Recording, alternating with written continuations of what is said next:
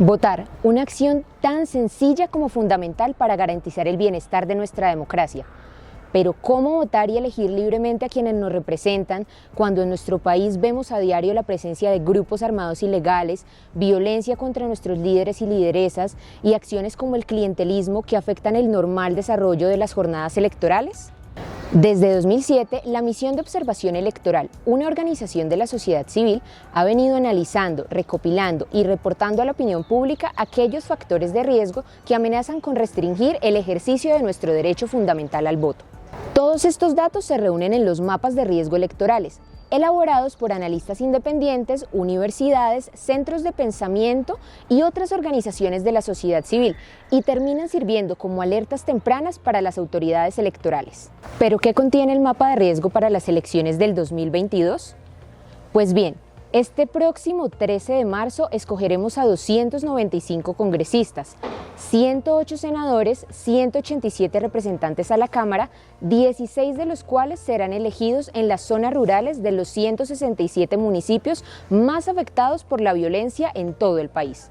Este mismo día se llevarán a cabo las consultas de las 3 coaliciones interpartidistas que deberán escoger un candidato para presentar en las elecciones presidenciales del 29 de mayo.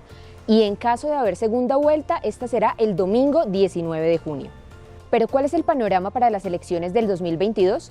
Más allá de la expectativa de saber quiénes ganarán, de acuerdo con el consolidado del mapa de riesgos para estas elecciones, 131 municipios se encuentran en algún nivel de riesgo, tanto por factores de fraude electoral como por hechos de violencia, estando 49 de ellos en riesgo extremo, 65 en riesgo alto y 17 en riesgo medio.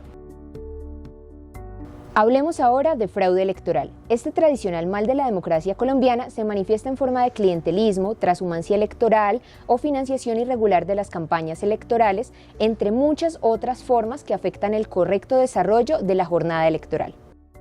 Para las elecciones a la Cámara de Representantes, 335 municipios de nuestro país se encuentran en algún nivel de riesgo por fraude electoral, estando 51 de ellos en riesgo extremo, 98 en riesgo alto y 186 en riesgo medio. Y para las elecciones al Senado de la República, son 323 los municipios que presentan algún nivel de riesgo por factores de fraude electoral. Y si hacemos un viaje al pasado y comparamos el mapa de riesgo del 2018 con el del 2022, 127 municipios presentan niveles de riesgo coincidente tanto para Cámara como para Senado, así que parece que las cosas no cambian mucho. En cuanto a las circunscripciones transitorias especiales de paz, para las elecciones a la Cámara de Representantes, son 94 los municipios CITREP que se encuentran en algún nivel de riesgo por fraude electoral. Mientras que para las elecciones al Senado son 93 los municipios CITREP que se encuentran en riesgo de que ocurran acciones como un marcado dominio electoral, atipicidad en el nivel de votos nulos y atipicidad en el nivel de tarjetones no marcados.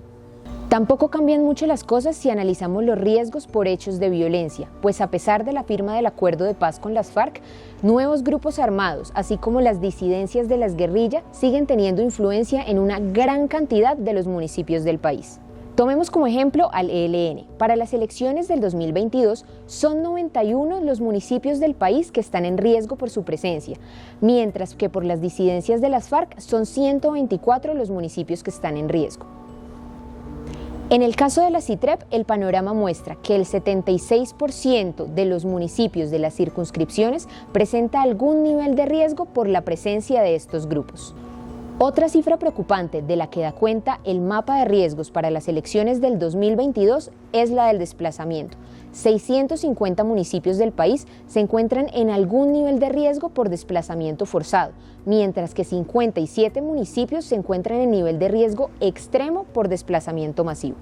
¿Y qué decir de lo que viven los medios y los periodistas? Para estas elecciones, 72 municipios están en algún nivel de riesgo por violaciones a la libertad de prensa. Todos estos hechos, contemplados en el mapa de riesgos de las elecciones de 2022, dan cuenta de la necesidad que tenemos de hacer una observación rigurosa de todas las partes del proceso electoral. Por eso, si usted sabe o es testigo de alguna anomalía, delito o irregularidad electoral, lo invitamos a que reporte en el portal www.pilasconelvoto.com. En la MOE sumamos voces al servicio de la democracia, por eso estamos más atentos que nunca para tener unas elecciones transparentes y legítimas. Por eso mapeamos cada centímetro del país.